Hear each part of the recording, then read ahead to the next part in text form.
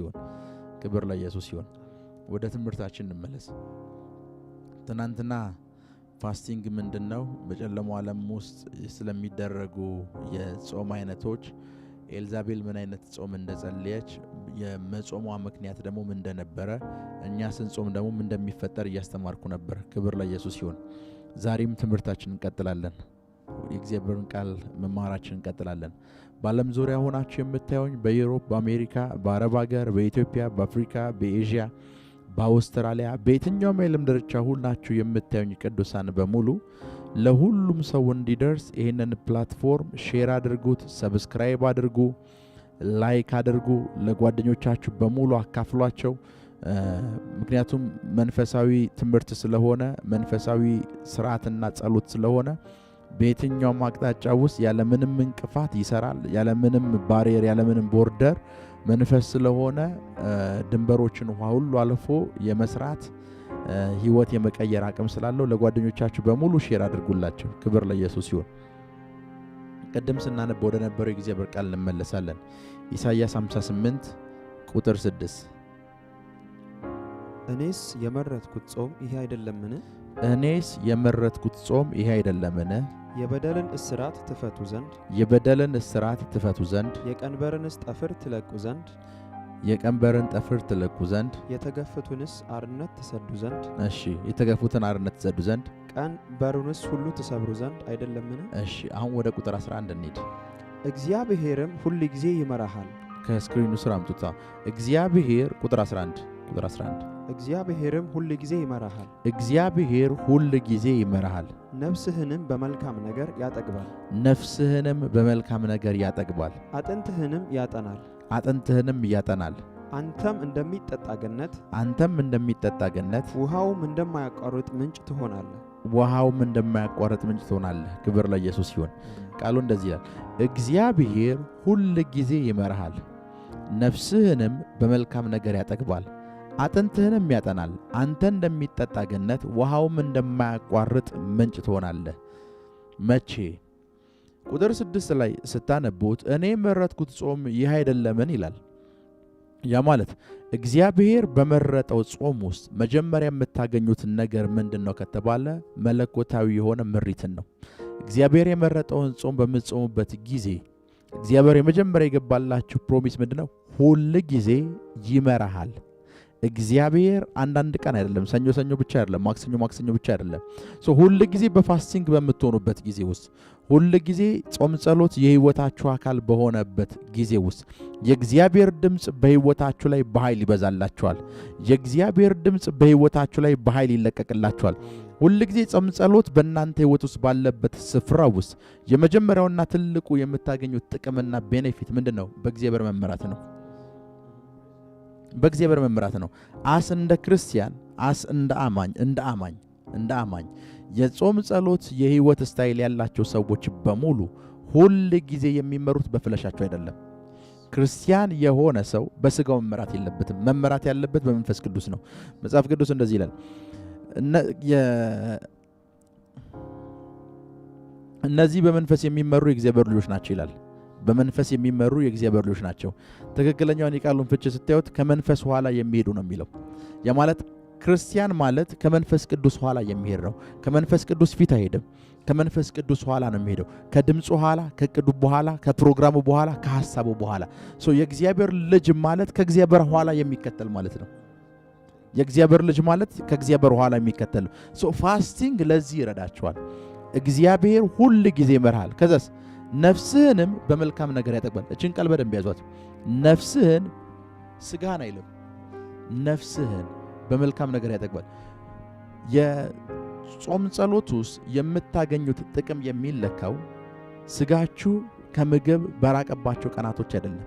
ጾም ጸሎት ውስጥ የምታገኙት ጥቅምና ኃይል የሚለካው መንፈሳችሁ በተመገበው ልክ ነው። 40 ቀን ፋስቲንግ ይዛችኋል ማለት ፓወርፉላችሁ ማለት አይደለም። 40 ቀን ግን መንፈሳችሁን መግባችኋል ማለት ፓወርፉል ነው። ለዛ ነው እግዚአብሔር የመረጠው ጾም ውስጥ ምንድነው የሚሆነው ሲባል ነፍስህን በመልካም ነገር ያጠግባል። በእንጀራ አይደለም የሚያጠግበው። ፋስቲንግ ውስጥ ከሆናችሁ ስጋችሁን ምግብ ከከለከላችሁት፣ ስጋችሁን የሚፈልገውን ነገር ከከለከላችሁ፣ መርሳት የሌለባችሁ ነገር ነፍሳችሁን መመገብ ነው። ነፍሳችሁን ባልመገባችሁበት ሁኔታ ውስጥ ፋስቲንግ ላይ አይደለም ያላችሁት፣ ዳይት ውስጥ ነው ያላችሁት።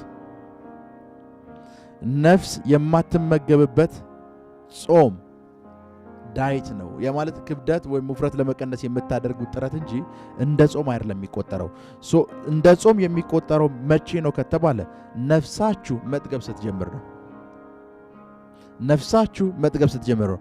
በዚህ አጋጣሚ አንድ ነገር ልንገራችሁ። ብዙ ጊዜ ነፍስን ስለመመገብ ስናወራ ነፍስን የእግዚአብሔርን ቃል መመገብ ብቻ ነው የምናስበው። እዚህ ውስጥ የምታዩት ቃል ውስጥ ምን እንደሚል ነገር ነፍስህንም በመልካም ነገር ያጠግባል፣ አጥንትህንም ያጠናል። አንተም የምትጾመው ሰውዬ እንደሚጠጣ ገነት ውሃውም እንደማያቋርጥ ምንጭ ትሆናለህ። አንተ ጋር ሪቨሌሽን አይታጣም። አንተ ጋር ላይፍ አይታጣም። አንተ ጋር አኖይንቲንግ አይታጣም። ምን ትሆናል? እንደሚጠጣ ገነት። አንተ ገነት ነው የምትሆነው። ኔክስስ ውሃውም እንደማያቋርጥ ምንጭ ትሆናለህ። ያ ማለት አንተ የማያቋርጥ ሶርስ ትሆናለህ። የማያቋርጥ የእግዚአብሔር ቃል ሶርስ፣ የማያቋርጥ የትንቢት ሶርስ፣ የማያቋርጥ ነገር አንተ ላይፍ ላይ ይጀምራል። መቼ? በፋስቲንግ ውስጥ አሁን ነፍስን በመልካም ነገር ያጠግባል ሲባል አሁን ብዙ ጊዜ ፋስቲንግ ላይ ነን። ምግብ አልበላንም፣ ስጋችን አልመገብ ነው። ስጋችሁን አለመመገብ ማለት ነፍሳችሁን መመገብ ነው። የመጀመሪያው ነገር ስጋችሁን አለመመገብ ነፍሳችሁን መመገብ ነው። ፋስቲንግ ለነፍስ ምግብ ነው። ነፍስን ከምትመግቧት ምግቦች መካከል አንዱ ፋስቲንግ ነው። ፋስቲንግ ውስጥ ከሆናችሁ ነፍስን እየመገባችሁ ነው። ምሳሌ መጽሐፍ ቅዱስ ውስጥ ያሉ አብዛኞቹ የእግዚአብሔር ነቢያቶችን በሙሉ ያቸው ስሩ ፋስቲንግ ነው ብዙ የሆነ የነፍስን ኢንላይትመንት ወይም የነፍስን መገለጥ ያገኙት። አኖይንቲንግ ላይፋቸው ላይ መጣው፣ ድምጽ ላይፋቸው ላይ መጣው፣ ብዙ ነገር ላይፋቸው ላይ መጣው ስሩ ፋስቲንግ ነው። ፋስቲንግ ላይ ናችሁ ማለት ነፍሳችሁን እየመገባችሁ ነው። ፋስቲንግ ምሳሌ የግሪኩ ስጋን ከምግብ ማቀም ማለት ነው። የሄብሩ ትናንትና አስተምራቸዋል። አፍን ከበር ማድረግ፣ አፍን መሸፈን ማለት ነው። ፋስቲንግ የነፍስ ፉድ ነው። አንድ ሰው ፋስቲንግ ላይ ነው ማለት ነፍሱን እየመገበ ነው። ክብር ለኢየሱስ ይሁን፣ ክብር ለኢየሱስ ይሁን። የእናንተ ፋስቲንግ የሚለካው ነፍሳችሁ በተመገበችው ምግብ ልክ ነው። ነፍሳችሁ በተመገበችው ልክ ነው።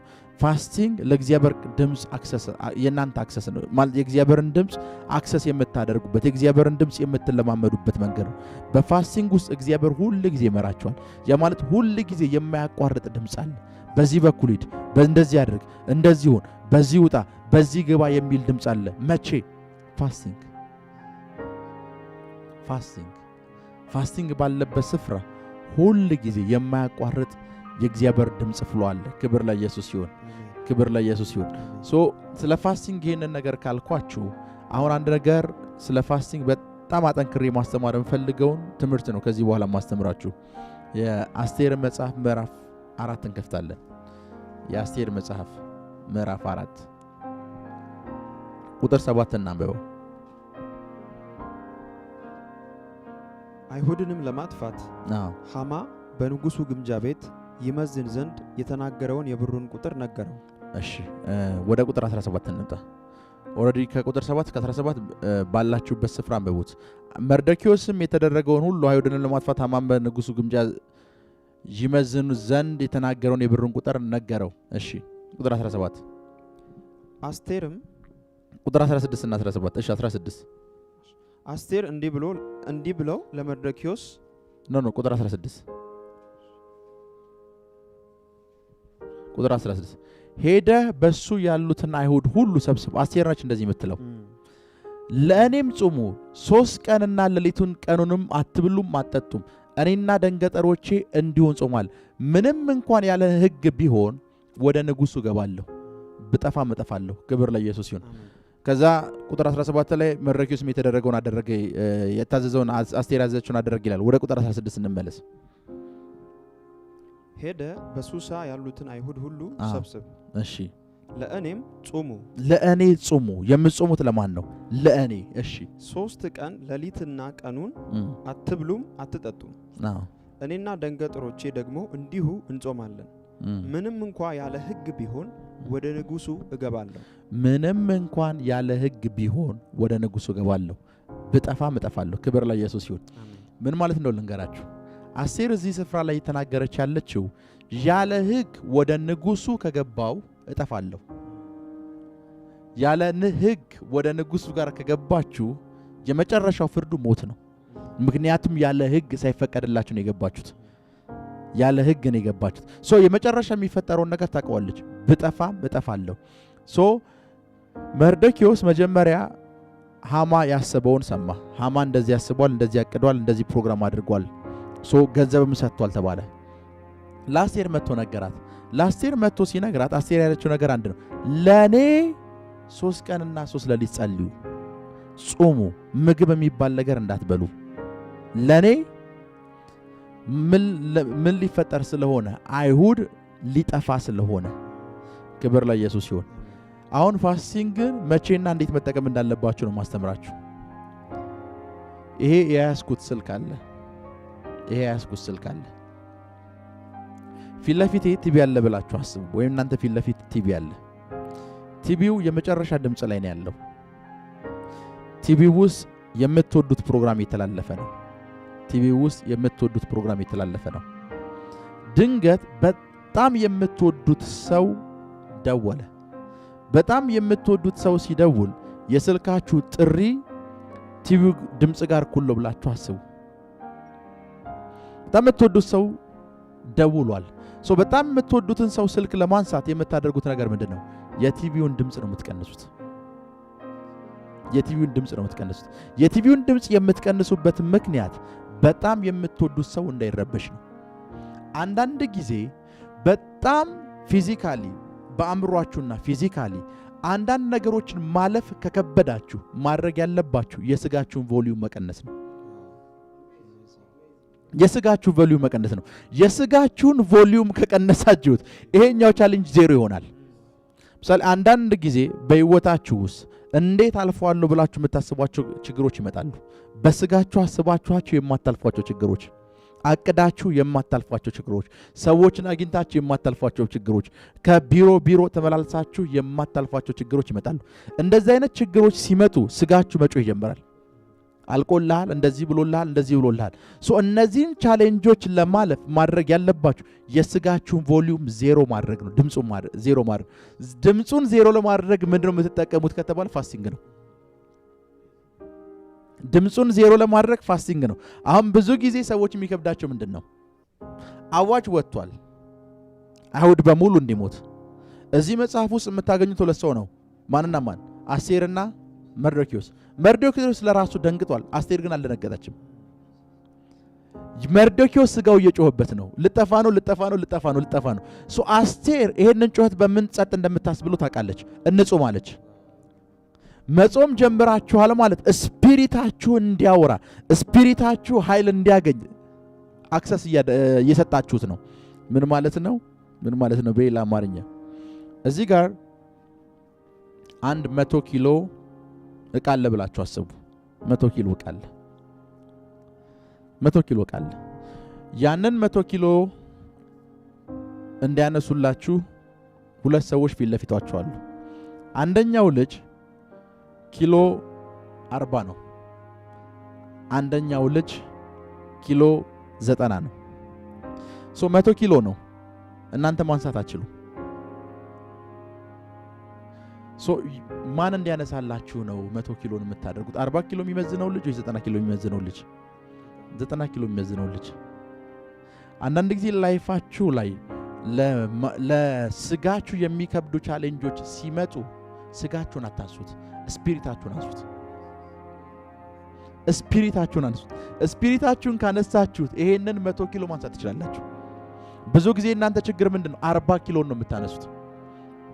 ሴትዮዋ ያለ ሕግ እንደምትገባ እርግጠኛ የሆነችው በምንድነው? በፋስቲንግ ነው። ዩሲ ያለ ፋስቲንግ በሌለበት ሁኔታ ውስጥ ያለ ሕግ መግባት አትችሉም። ያለ ሕግ ለመግባት ማለት ሞት ነው መጨረሻው። ኖ ዋን አይደፍሮም። ዩሲ ስጋችሁ የሚያስገባችሁ ስፍራ ላይ ፋስቲንጋችሁ ያስገባችኋል። የእናንተ ስጋ የሚያስገባችሁ ስፍራ ላይ ፋስቲንግ ያስገባችኋል። ይቺ ሴት በስጋ ንጉሱ ጋር ያለ ህግ መግባት አትችልም። ፋስቲንግ ግን እንያዝ አለች። ፋስቲንጉን ስጨርስ ንጉሱ ጋር እገባለሁ፣ ብጠፋ መጠፋለሁ፣ ኖ ፕሮብሌም አለች። ለምን ፋስቲንጉ ሳያዝ አልገባችም? ቢጎዝ እንደምትሞት ታውቃለች።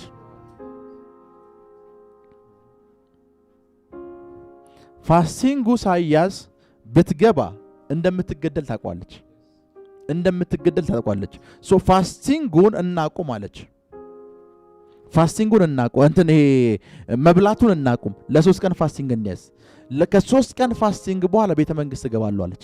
አንዳንድ ጊዜ በስጋችሁ ሞክራችሁ አንዳንድ ነገሮች አልሰራ ካሏችሁ ፋስቲንግ እስኪ ጀምሩ። የ3 ቀን ፋስቲንግ ጀምሩ፣ የ2 ቀን ፋስቲንግ ጀምሩ፣ የ1 ቀን ፋስቲንግ ጀምሩ። ያለ ህግ ነገር ይሰራላችኋል። በህግ አይደለም፣ ያለ ህግ ነገር ይሰራላችኋል። ያለ ህግ የተከለከለው ነገር ለእናንተ ይፈቀዳል። የተከለከለው ኖ የተባለው ነገር ለእናንተ ይፈቀዳል። እና አስቴር አንድ ነገር እርግጠኛ ሆናለች። ፋስቲንግ እንያዝ። ፋስቲንግ ከያዝን ንጉሱ ጋር መግባት ይችላል። እና ፋስቲንግ ሲያዝ ለኔም ጭምር ይያዝ። የምትይዙት ለኔ ነው። ለኔ ከያዛችሁት ሃማ የሚባለውን ሰው ይርሱት፣ ገባለሁ። ዳን የመጨረሻው ፋስቲንጉ እንዳለቀም እንደተፈጠረ ታውቃላችሁ። ንጉሱ የወርቁን በትር ዘረጋላት። ደስ ያለሽን ነገር ጠይቂ ነው የተባለችው። ያለ ህግ ነው የገባችው። ያለ ህግ ነው የገባችው።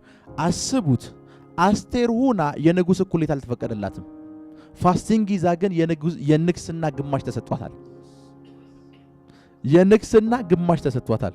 አንዳንድ ጊዜ ከባባር ቻሌንጆች ላይፋችሁ ላይ ሲመጡ፣ በስጋችሁ የማታልፏቸው ችግሮች ላይፋችሁ ላይ ሲመጡ ፋስቲንግ ጀምሩ። ሌስ ኤግዛምፕል፣ ቀላል ምሳሌ ልንገራችሁ። ስኳር በሽታ መድኃኒት የለውም ተብሎ ይታሰባል። እስኪ ፋስቲንግ ጀምሩና ስኳር እንዴት ከላይፋችሁ ላይ እንደሚጠፋ ታዩታላችሁ። ኢቭን ሳይንሱ ይመክራችኋል። ፋስቲንግ የስኳር ጠላት እንደሆነ ሳይንሱ ይነግራችኋል። ያ ማለት ስጋችሁን ምግብ የከለከላችሁ ሰዓት ስኳር በውስጣችሁ መሞት ይጀምራል። ስኳር አንድ ዶክተር ነበር ብዙ የካንሰር በሽተኞችን ይፈወሰ እና የካንሰር በሽተኞችን የሚነግራቸው ነገር አንድ ነው። ካንሰር የሚበላውን ካጣ ይሞታል የሚላቸው። ስጋችሁን የሚገሉ ነገሮች እንኳን ምግብ ካጡ እነሱ ሟች ይሆናሉ፣ ስጋችሁ አይሞትም። ሶ በላይፋችሁ ውስጥ ከባባር ቻሌንጆች ሲመጡ፣ ከባባር ችግሮች ሲመጡ፣ የማታልፏቸው ነገሮች ሲመጡ ፋስቲንግ ጀምሩ። ሌስ ኤግዛምፕል፣ የመኖሪያ ፍቃድ ተከልክለሻል ወይ የመኖሪያ ፍቃድ ተከልክለሃል። 4 ዓመትና 5 ዓመት ጠብቀሃል። 5 ዓመት ጠበቃ ይዘህ የተከራከርክ ነው አልሆነም። ይሄ ያንተን ፊዚካል አቅም አይፈልግም ማለት ነው። የመንፈስህን አቅም ነው ይፈልገው። ማድረግ ያለብህ ፋስቲንግ ማወጅ ነው። ይቺ ሴት ቁንጅናዋ አይሁድን ከመጥፋት እንደማይከለክል ታውቃለች። ፊዚካሉ አይሁድን ከመጥፋት አይከለክልም። ምን እናድርጋለች? አሁን ፊዚካሉን እንርሳው፣ ጨዋታውን መንፈሳዊ እናድርገው። መንፈሳዊ ካደረግነው ያለ ህግ እገባለሁ። እኛ ሳይሆን የምንጠፋው ሃማ የሚባል ሰው ይጠፋል። ያጠፉናል የምትሏቸው ችግሮች እንዲጠፉ ከፈለጋችሁ በስጋችሁ መዋጋት አቁሙ። ለዛ ነው ጳውሎስ ከሚጠቅሳቸው ጥቅሶች ወይም ከሚናገራቸው ወይም ከሚያስተምራቸው ትምህርቶች በጣም መወደው ትምህርት አለ። መጋደላችን ስጋና ደም ጋር አይደለም ይላል። ዩሲ አንዳንድ ጊዜ በስጋና ደም የምታደርጓቸው ነገሮች ውጤታቸው ዜሮ ነው። በስጋና ደም ያደረጋችኋቸው ነገሮች ውጤታቸው ዜሮ ከሆነ አሁን ፋስቲንግ ጀምሩ። ምሳሌ ዩቲዩብ ላይ ኮመንት የሚጽፉ ሰዎች አሉ። ልጄ ፕሪዝን ውስጥ ነች። ያ ምናልባት ልጅሽን ለማስፈታት ጠበቃ ቀጥረሻል፣ ፍርድ ቤት ተመላልሰሻል፣ ብዙ ነገሮች ዝግትግት ብል ናው ፋስቲንግ ጀምሪ ለልጅሽ። you will see the result። ሪዛልቱን ታይዋለሽ። ልጅሽ ቤትሽ ድረስ ስትመጣ ታይዋለሽ። ለዛ ነው አንዳንድ ችግሮች ላይፌ ላይ በሰው ልፈታቸው ካልቻልኩ፣ በራሴ ልፈታቸው ካልቻልኩ፣ አስቤ ልፈታቸው ካልቻልኩ ፋስቲንግ ነው ማውጀው። እመኑኝ፣ ልክ ፋስቲንጉን ስጨርስ ችግሮቹ የሉ። ልክ አስቴር ጾሟን ስትጨርስ፣ ህዝቡ ጾሙን ሲጨርስ ሃማ የለም። ሃማ አውርታችሁ አታሸንፉትም። ሃማ በደብዳቤ አታሸንፉትም። ሃማ ሰላማዊ ሰልፍ አድርጋችሁ አታሸንፉትም። ሃማ ሰላማዊ ሰልፍ አድርጋችሁ አታሸንፉትም። ሃማ ልታሸንፉ የምትችሉት ፋስቲንግ ስትይዙ ነው። ሃማ እንዲበላ ፍቀዱለት፣ እናንተ ግን ፋስቲንግ ያዙ። ልክ ፋስቲንጉን ጾሙን ስትጨርሱ ሃማ አይኖርም። ሃማ አይኖርም። ላይፋችሁ ላይ አለቅ ያላችሁ እናንተ ካልጠፋችሁ መቼም ከህይወታችሁ ላይ ለቀቅ ያለ ሄደም ያለ ችግር አላችሁ። ፋስቲንግ ያዙ። ፋስቲንግ ያዙ። ከጥቂት ደቂቃ በኋላ ፋስቲንጉን ስትጨርሱት እንደ ሃማ የሆኑ ችግሮችን በሙሉ ከዙሪያችሁ ታጠፋላችሁ። እንደ ሃማ ያሉ ችግሮች ከዙሪያችሁ ይጠፋሉ። እንደ ሃማ ያሉ ችግሮች ከዙሪያችሁ ይጠፋሉ። አስቴር ብልህ ሴት ነች። ብልህ ሴት ነች። መርዶክዮስ መጥቶ ነገራት። ሃማ የሚባል ሰውዬ ገንዘብ ከፍሏል። ገንዘብ የከፈለው እንድንጠፋ ነው። ገንዘብ የከፈለው እንድንጠፋ ነው። ሞት የሚባል ነገር እየመጣ ነው። ሞት የሚባል ነገር እየመጣ ነው። አይሁድ የሚባል ህዝብ በሙሉ አይተርፍም። እኔም አልተርፍም፣ አንቺም አትተርፊም። ከዛ ይሄን እያወራት እያለ ሴትዮዋ ብልህ ነች። ፋስቲንግ እንያዝ። 3 ቀን ምግብ እናቁ። 3 ሌሊት ምግብ እናቁ። አንዳንድ ችግሮቻችሁ 3 ዓመት ከተሻገሩ ችግሩ የእናንተ ነው፣ የችግሮቹ አይደለም። አንዳንድ ችግሮቻችሁ እናንተ ጋር 6 ዓመት 7 ዓመት ከተጣበቁ ችግሩ ያለው እናንተ ጋር ነው። ችግሮቹን እየተዋጋችሁ ያላችሁት በስጋ ነው። ችግሮቹን እየተዋጋችሁ ያላችሁት በስጋ ነው። ችግሮቹን ለማሸነፍ መጠቀም ያለባችሁ መንፈሳችሁን ነው። አንድ ጊዜ እግዚአብሔር ሰው ሲናገር ሰማሁት። ሕፃን እያለሁ አለ ተማሪ ትምህርት ቤት እያለሁ ክላስ ውስጥ አንድ ልጅ የተደባደበ ያስቸግረኝ ነበራል። ሁሉ ጊዜ ነው ይመታኛል። ከዛ ሁሉ ጊዜ ሲመታኝ ዛሬ ፋይት እናደርጋለን፣ ዛሬ ይገጥማሉ አልኩት አለ። ከዛ ተማሪው በሙሉ ኦኬ ዛሬ ሊደባደቡ ነው ተብሎ በቃ ተማሪው በሙሉ እንትን አለ። ሁሉም እንደምደበደብ እርግጠኛ ሆኗል አለ። ከዛ ምን እንደባደብበትን ቦታ ያሳያለሁ ብዬ ወሰርኩት አለ። የቤታችን አፓርትመንት ላይ ስንደርስ እዚህ ነው እንደደባደበው አልኩት አለ። ልክ ለድብድብ ልብሱን ሲያወልቅ ወንድሜ ከላይ ሆኖ ጡንቻውን አሳየው ለዚህኛው ልጅ። ከዛ ይሄኛው ልጅ አብሮ የሚደባደበው ልጅ የሱን ወንድም ያየሳት ጥሎት ሄደ። ወንድሙ በምን ይበልጣል ከተባለ በጡንቻ ይበልጣል። የናንተ መንፈስ ስጋችሁን ይበልጧል። ዲል የሚያደርገው ከመንፈሳዊ ነገር ጋር ነው። የናንተ ፊዚካል ቦዲያችሁ የናንተ ስጋዊ ሰውነታችሁ ዲል የሚያደርገው የሚዋጋው የሚንቀሳቀሰው ከዚህ ጉዞ ዓለም ጋር ነው። መንፈሳችሁ ግን ከዛ በላይ ያለውን ሬለም አክሰስ ያደርጋል። ከዛ በላይ ያለውን ዓለም አክሰስ ያደርጋል። መጠቀም ያለባችሁ ስጋችሁን የሚያሸንፍ ኃይል ከመጣ መንፈሳችሁን ተጠቀሙ። ከኔ ጋር ናችሁ? መንፈሳችሁን ተጠቀሙ። መንፈሳችሁን ተጠቀሙ። ብዙ ጊዜ ትልቁ ችግራችሁ ሁሉም ነገር ፊዚካል ስለሚመስላችሁ፣ ሁሉም ነገር ፊዚካል ስለሚመስላችሁ፣ ሁሉም ነገር ስጋዊ ስለሚመስላችሁ፣ ሁሉም ነገር በስጋን ለመዋጋት የምትሞክሩት። ስራ ቦታ 3 ጊዜ ስትከለከሉ፣ 5 ጊዜ ቪዛ ስትከለከሉ፣ 6 ዓመት የመኖሪያ ፍቃድ ስትከለከሉ፣ 6 ዓመት ሙሉ በስጋችሁ የታገላችሁ ናችሁ። እስኪ ፋስቲንግ እንያዝበሉ።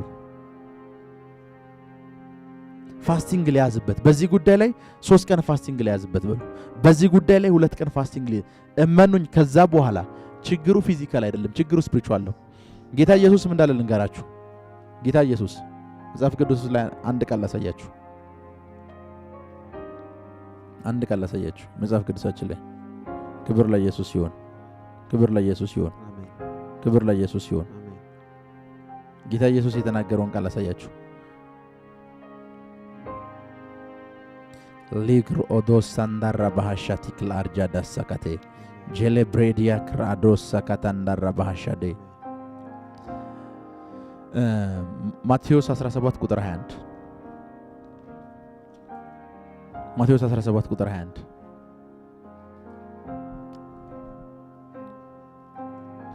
እሺ ላምብላችሁ። ማቴዎስ 17 ቁጥር 21 ይህ አይነት ግን ከጸሎትና ከጾም በቀር አይወጣም አላቸው። ይህ አይነት ችግር ከጾምና ከጸሎት በቀር አይወጣም። ቁጥር 21 ይህ አይነት ግን እንደዚህ አይነት ተመሳሳይ ችግሮች የሚፈልጉ ጾምና ጸሎት ነው። ይህ አይነት ግን ከጸሎትና ከጾም በቀር አይወጣም አላቸው። እነ ጴጥሮስ ለምንድን ነው ይሄንን ችግር ያላስወጣ ነው? ይሄንን አጋንንት ለምንድን ነው ያላስወጣ ነው ሲል ለዚህ አጋንንት ለዚህ አይነት ችግር መፍትሄው ጾምና ጸሎት ነው። ይሄን የተናገርኩት እኔ አይደለም ጌታ ኢየሱስ ነው። አንዳንድ ችግሮች፣ አንዳንድ ጉዳዮች ጾምና ጸሎትን ይፈልጉት፣ ፋስቲንግ ነው ይፈልጉት። ፋስቲንግ መያዝ ከጀመራችሁ ውጣ ማለት አይጠበቅባችሁም፣ ለቀው ይሄዳሉ። የፔፐሩ ጉዳይ፣ የቪዛው ጉዳይ ፋስቲንግ ያዙበት፣ ለቋችሁ ይሄዳል። አንዳንድ ችግሮች፣ አንዳንድ ፕሮብሌሞች፣ አንዳንድ ጉዳዮች ጾምና ጸሎትን ይፈልጉት። ጾምና ጸሎትን ይፈልጉት፣ ሌላ ምንም ነገር አይፈልጉም። አንዳንድ ችግሮች ጾም ነው ይፈልጉት። ኢየሱስ እንደዛ ነው ያላቸው። ይሄ ነገር ለምን አልወጣልንም አሉት። ይሄ ፕሮብሌም፣ ይሄ ችግር የሚፈልገው ጾምና ጸሎት ነው። ምናልባት እናንተ ጸልያቸዋል፣ ብዙ የእግዚአብሔር ሰዎችን አጸልያቸዋል። ይሄ አይነት ግን ለቋችሁ አልሄደም። ለቋችሁ እንዲሄድ ከፈለጋችሁ አንዳንድ ፕሮብሌሞች፣ አንዳንድ ችግሮች ፋስቲንግ ነው ይፈልጉት። ፋስቲንግ የያዛችሁ ሰዓት ጥለው ይሄዳሉ። ፋስቲንግ የያዛችሁ ሰዓት ለቀው ይሄዳሉ። ፋስቲንግ የያዛችሁ ሰዓት ከህይወታችሁ ላይ ታጫውታላችሁ። ፋስቲንግ የያዛችሁ ሰዓት ምንም ነገር የያዛችሁ ሰዓት ፋስቲንግ ቃሉን እስኪ በጣም ደስ ይላል የእግዚአብሔር ቃል። ይህ አይነት እናንተ ያላችሁ በተመሳሳይ ችግር ይህ አይነት ለእናንተ እየተናገርኩ ያሉት እናንተ 3 ዓመት 4 ዓመት የለፋችሁበት ጉዳይ ይህ አይነት ከጸሎትና ከጾም በቀር አይወጣም አላቸው። አንዳንድ ችግሮች፣ አንዳንድ ጉዳዮች ፋስቲንግን ይፈልጉት። ፋስቲንግ በመያዛችሁ ምክንያት የምታጧቸው ችግሮች አሉ። ፋስቲንግ በመያዛችሁ ምክንያት የምታጧቸው ችግሮች አሉ። ምንም ነገር አይፈልጉም፣ ፋስቲንግ ይፈልጋሉ። ዋይዝ ሁኑ። ለችግሮቻችሁ ፌስ ለምታደርጓቸው ችግሮች መፍትሄ አድርጋችሁ ፋስቲንግን መጠቀም ጀምሩ። ለችግሮቻችሁ፣ ለእንደዚህ አይነት ችግሮች ዓመታት ላስቆጠሩ አስቡት። 12ቱም ሐዋርያት ሞክረዋል፣ 12ቱም አልወጣላቸው። ኖ ብሏቸዋል 12ቱም። እና እነ ጴጥሮስ ለምንድን ነው ለኛ ያልወጣለን ሲሉት ፋስቲንግ የለም እናንተ ጋር፣ ፋስቲንግ የለም፣ ጾም የለም። እንደዚህ እናንተ ጋር ችግሩ ምንድነው? ጾም የለም። እኔ ጋር ጾም ስላለን የወጣው በእኔና በእናንተ መካከል ያለው ዲፈረንስ፣ በእኔና በእናንተ መካከል ያለው ልዩነት ምንድነው እያላቸው፣ ጸሎት አይደለም ልዩነቱ፣ ፋስቲንግ ነው። እኔ ጋር ጸሎት ብቻ አይደለም ያለው፣ እኔ ጋር ጸሎትና ጾም ነው ያለው። አንዳንድ ላይፋችሁ ላይ ያሉ ችግሮች 6 ጊዜ ሞክራችሁ አንድ ነገር 6 ጊዜ ከተዘጋ 7ኛ የምትሄዱ ከሆናችሁ ጤንነታችሁን መመርመር ያለባችሁ። 8ኛ ጊዜ ለመሄድ ካሰባችሁ ጤንነታችሁን ቼክ ማድረግ ያለባችሁ። ሱቅ 5 ጊዜ ከፍታችሁ ከዘጋችሁ ችግሩ እናንተ ነው። አንድ ኤምባሲ 10 ጊዜ ከገባችሁ ችግሩ እናንተ ነው። አንድ ጉዳይ፣ አንድ ፕሮብሌም ረጅም ዓመት ከእናንተ ጋር ከቆየ ችግሩ እናንተ ነው። ከችግሩ መውጫ አድርጋችሁ መጠቀም ያለባችሁ ምን ነው? ፋስቲንግን ነው። ከችግሩ መውጫ፣ ከችግሩ መላቀቂያ ቁልፍ አድርጋችሁ መጠቀም ያለባችሁ ፋስቲንግን ነው። ፋስቲንግ ክብር ለኢየሱስ ይሁን። መጽሐፍ ቅዱስ እስኪ ዘካርያስ 8:19 ክፈቱ። ዘካርያስ 8:19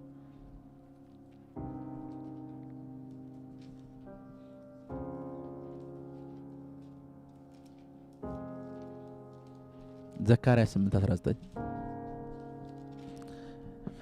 ዘካርያስ ነው የሚናገረው። በደንብ ስሙ። የሰራዊት ጌታ እግዚአብሔር እንዲህ ይላል። እግዚአብሔር ተናግሮት ነው። የሰራዊት ጌታ እግዚአብሔር እንዲህ ይላል። እሺ፣ የሰራዊት ጌታ እግዚአብሔር እንዲህ ይላል። የ4ኛው ወር ጾም የስንተኛው? እሺ፣ የ5ኛውም፣ እሺ፣ የ7ኛውም፣ እሺ፣ የ10ኛውም ወር ጾም ለይሁዳ ቤት ደስታና ተድላ የሐሴትን በዓላት ይሆናል። እሺ፣ ስለዚህም እውነትንና ሰላምን ውደዱ። በደንብ ስሙኝ። አሁን ይሄን ቃል በደንብ ስሙ። የሰራዊት ጌታ እግዚአብሔር እንዲህ ይላል። የስንተኛው ወር ጾም? ከዛስ? የ5ኛው፣ ከዛስ? የ7ኛው፣ ከዛስ? የ10ኛው። ስንት ወር ነው የጾሙት እነዚህ? 4 ወር። 4ኛው ወር ጾመዋል፣ 5ኛው ወር ጾመዋል፣ 7ኛው ወር ጾመዋል፣ 10ኛው ወር ጾመዋል። መንፈሳዊ ዓለም ላይ አንድ ነገር ውጤት እንዲሰጣችሁ ከፈለጋችሁ ደጋግማችሁ አድርጉት። ደጋግማችሁ አድርጉት። ምሳሌ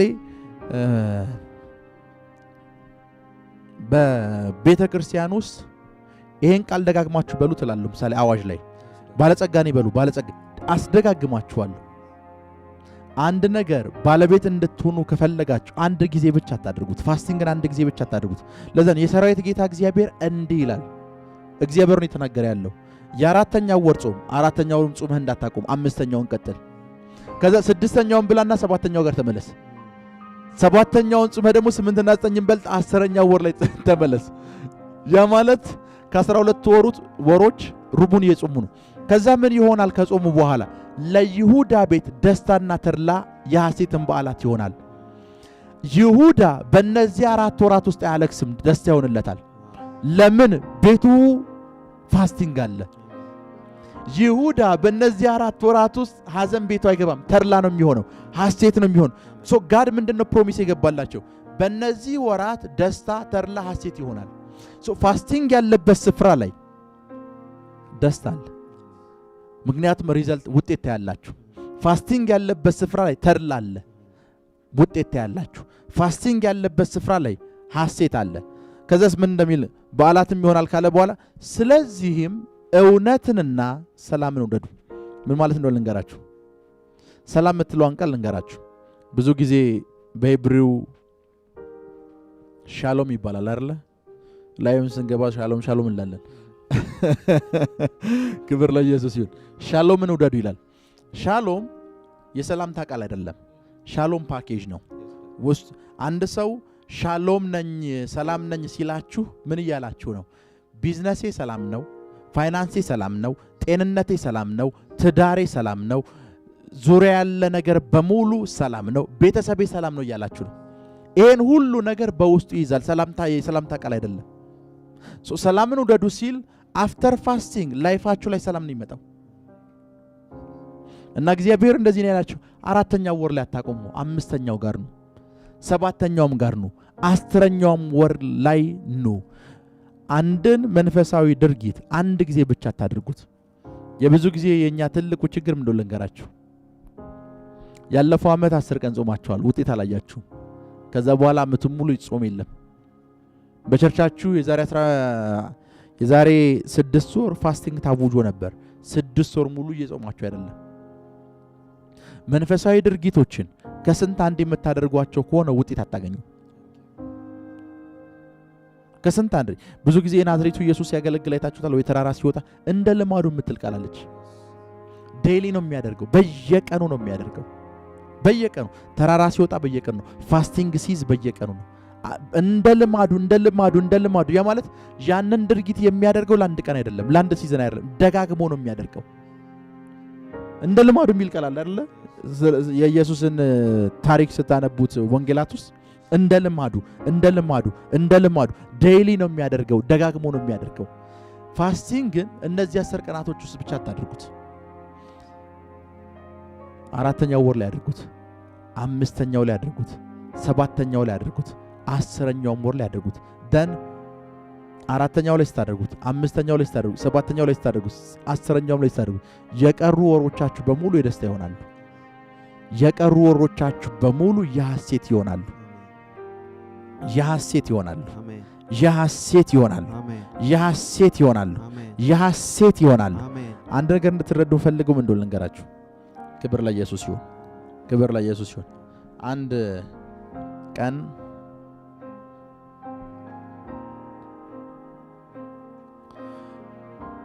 አንድ እግዚአብሔር ሰው ረጅም ሰዓት ጸለየ። ረጅም ሰዓት ለ10 ምናምን ሰዓት ጸለየ። ከዛ አንድ እግዚአብሔር መልአክ መጣ። ረጅም ሰዓት ለ15 ለ19 ለ17 ሰዓት የጸለየው አንድ ቀን አይደለም፣ ደጋግሞ ጸለየ እና አንድ እግዚአብሔር መልአክ መጣ። እንደዚህ ያለው ሄቨንን አስጎበኘው። ብዙ ነገር ካየ በኋላ እንደዚህ ያለው ለጥቂት ሰከንድ የምትጸልያትን ጸሎት ለ2 ደቂቃ አድርጋታለሁ። የማለት በእኛ አቆጣጠር 10 ምናምን ሰዓት ጸልዩዋል። ሄቨን ግን ደቂቃ እንኳን ብሎ አልጠራው። ምን ማለት ነው ልንገራችሁ። መጽሐፍ ቅዱስ ሲነገር በእግዚአብሔር አንድ ቀን በዚህ ስንት ነው? 1000 ዓመት ነው አይደል? አሁን እዚህ ውስጥ እንዲገባችሁ ፈልገው ነገር ምን እንደሆነ ልንገራችሁ። ከእግዚአብሔር ጋር ፕሬየር ውስጥ ናችሁ፣ ፋስቲንግ ናችሁ ማለት አመት እየገዛችሁ ነው። ከእግዚአብሔር ጋር አንድ ቀን ካሳለፋችሁ ለሺው ዓመታችሁ ኢንሹራንስ እያገኛችሁ ነው። ከእግዚአብሔር ጋር አንድ ደቂቃ ካሳለፋችሁ እዚህኛው ምድር ላይ አሁን ብዙ ሰው ከእግዚአብሔር ጋር ታይም እያጠፋ ያለ ይመስለዋል። ኖ እዚህኛው ምድር ላይ ታይም እየገዛን ነው። ሰማችሁ ነው። እግዚአብሔር አንድ ቀን ሲል እዚህ በብዙ የሚቆጠሩ ዓመታት ሆኗል አይደል? ከእግዚአብሔር ጋር አንድ ሰከንድ ካጠፋችሁ ምናልባት በዚህ ምድር ሲቆጠር 10 ዓመት ሊሆን ይችላል። ከእግዚአብሔር ጋር በፋስቲንግ እና በፕሬየር ጊዜያችሁን እያሳለፋችሁ ነው ማለት እዚህ ምድር ላይ ብዙ ዓመታትን እየገዛችሁ ነው። እዚህ ምድር ላይ ብዙ ዓመታትን የራሳችሁ እያደረጋችሁ ብዙ ዓመታትን ለመኖር ምን እያደረጋችሁ ነው? ወደ ራሳችሁ ብዙ ዓመታት እየተለቀቁላችሁ ነው። ክብር ለኢየሱስ ይሁን። ፋስቲንግን የአንድ ቀን ፕሮግራም አታድርጉት። የአንድ ሲዝን አታድርጉት። ደጋግሙት፣ አብዙት። በዛ ውስጥ ተጠቃሚ ትሆናላችሁ።